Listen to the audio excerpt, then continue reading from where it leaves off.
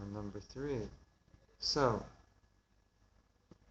I said, I have no desire to write this song, but if I weren't a devotee, I'd probably write the song. And the chorus would go something like this. No one ever said they hate me. No woman ever said they hate me who didn't also say they love me. You like that?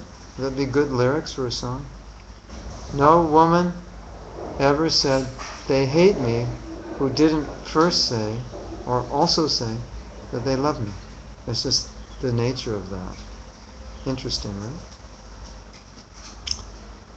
No messages so far. Be the first to comment. That's what my...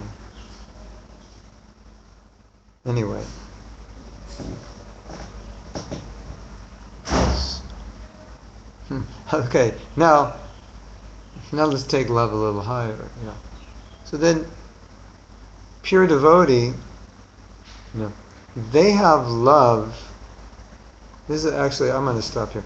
We can talk about this in next class. It's the love that a pure devotee has for everyone in this world. That's a very interesting topic, and I think rather than get into it now, I won't be able to do it justice, that we can talk about it later in the next class. This is really,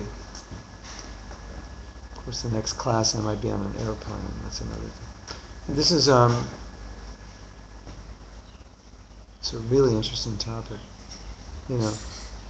I'll tell you a story. You may have heard this story. It's a nice story. Prabhupada was preaching, and it was very early in the movement, and this one lady, she was a young girl. She was saying, they're talking about love. At the same time, they're talking about meat eating. This girl said something to the effect that I have love, but I eat meat. And Prabhupada said, well, then your love isn't perfect. So, so often we find when you love so-called somebody, you hate somebody else because somebody else is opposing the person you love, or they're on the different side of the road, If I love the Jews, I hate the Arabs. If I love this group, I hate that group. At least that tendency is there.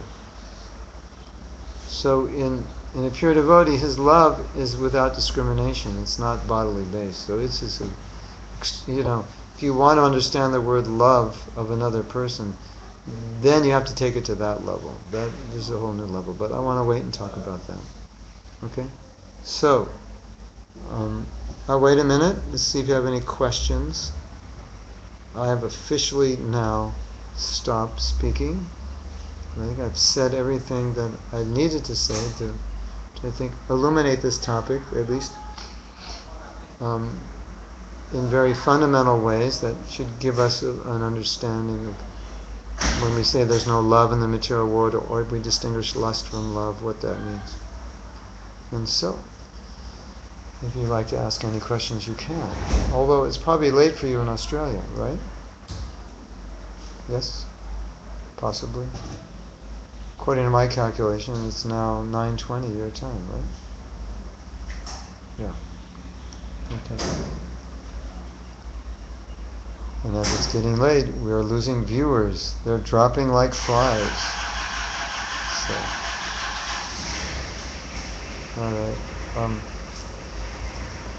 I think we'll end here.